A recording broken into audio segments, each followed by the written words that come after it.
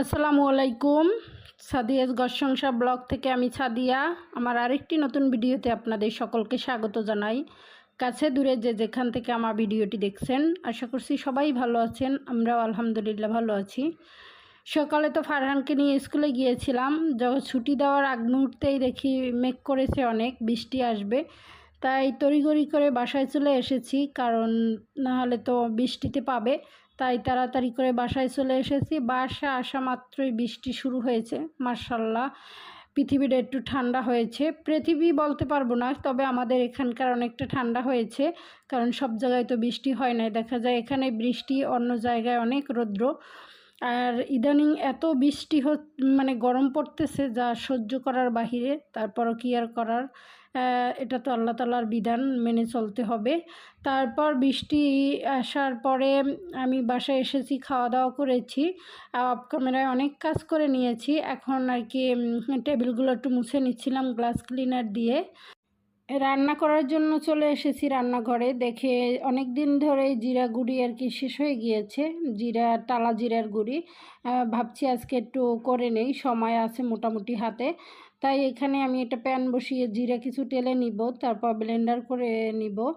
আর আমার ভিডিওটি দেখতে দেখতে যদি আপনাদের কোনো অংশ ভালো লেগে যায়, প্লিজ একটি লাইক দিয়ে আমার পাশে থাকবেন। আর যদি আপনি আমার চ্যানেলে নতুন হয়ে থাকেন, চাইলে আপনি আমার চ্যানেলকে সাবস্ক্রাইব করে আমার পাশে থাকতে পারেন। আর যারা এই কাজটি করেছেন তাদেরকে জানাই অসংখ্য ধন্যবাদ। এখানে আমার জিরা টালা হয়ে গিয়েছে, এখন ব্লেন্ডারে জারে করে ব্লেন্ড করে নিব। বেশ কিছুদিনই যাবে। আর কোরবানির জন্য তো করা লাগবে কিছু মশলা, সেগুলো পরে করে নিব। আর এখানে যেহেতু আমরা কোরবানিতে থাকতেছি না, সেরকমের আর কি করাও হবে না তেমন একটা তড়িঘড়ি করে। মোটামুটি যা প্রয়োজন সেইগুলোই আর কি করে নিব। কোরবানিতে তো বাড়িতে যাওয়া হবে, সেখানেই আর কি সব কিছু করে নিব। আর আজকে একটু কাতল মাছ সরিষা দিয়ে রান্না করব। এই ফার্স্ট টাইম আমি রান্না করব সরিষা দিয়ে।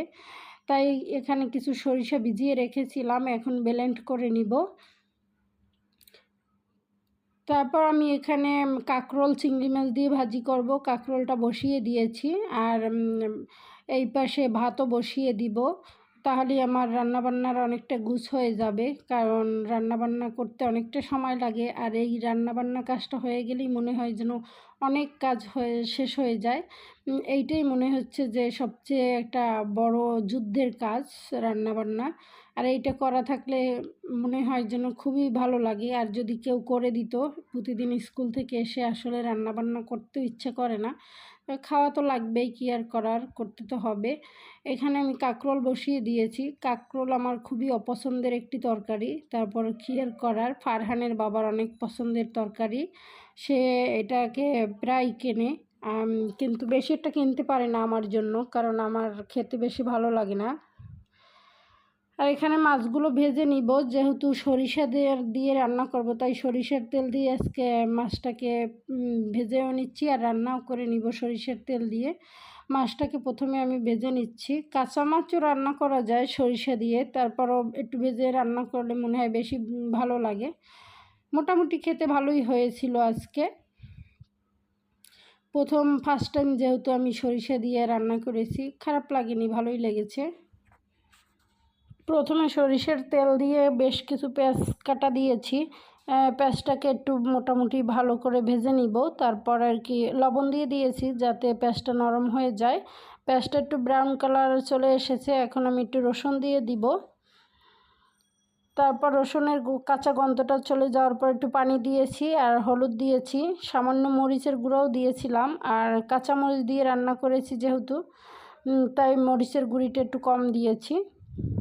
এখানে জিরা ধনিয়ার গুঁড়িও দিয়ে দিব, কারণ দিয়ে আর কি ভালো করে কষিয়ে নিয়েছি। এখন সরিষা বেটে রেখেছিলাম, পরিমাণ মতো আর কি সরিষা বাটা দিয়েছি।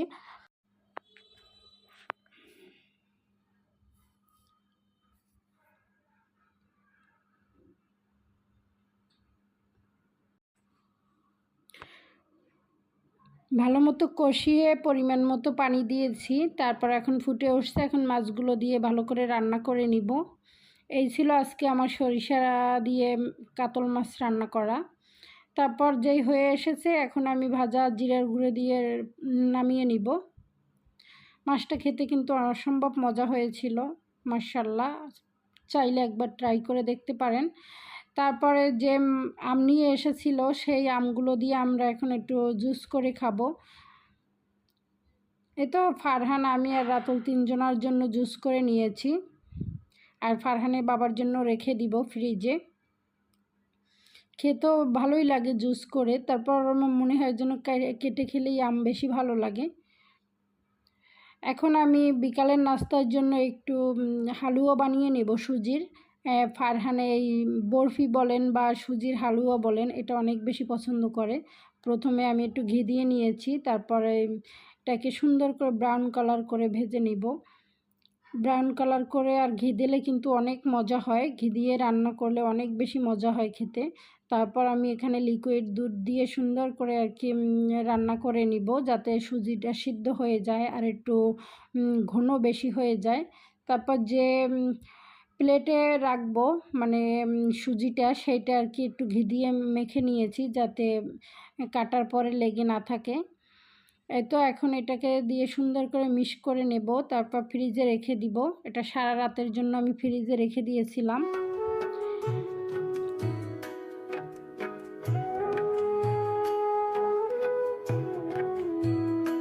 এখন কিছু চেরি ফল কেটে দিয়েছি, এটা দিয়ে একটু সুন্দর করে ডেকোরেশন করে নিব। কিশমিশও চাইলে দেওয়া যায়, কিন্তু আমার কাছে ছিল, মনে ছিল না দেওয়ার জন্য, তাই আর কি দিতে পারিনি। পরের দিন সকালবেলা সারা রাতের জন্য রেখেছিলাম, সকালবেলা এটাকে কেটে নিচ্ছি। খেতে অনেক মজা হয়েছিল, ফারহান তো পুরোটাই খেয়ে নিয়েছে, ওর এগুলো অনেক বেশি পছন্দের।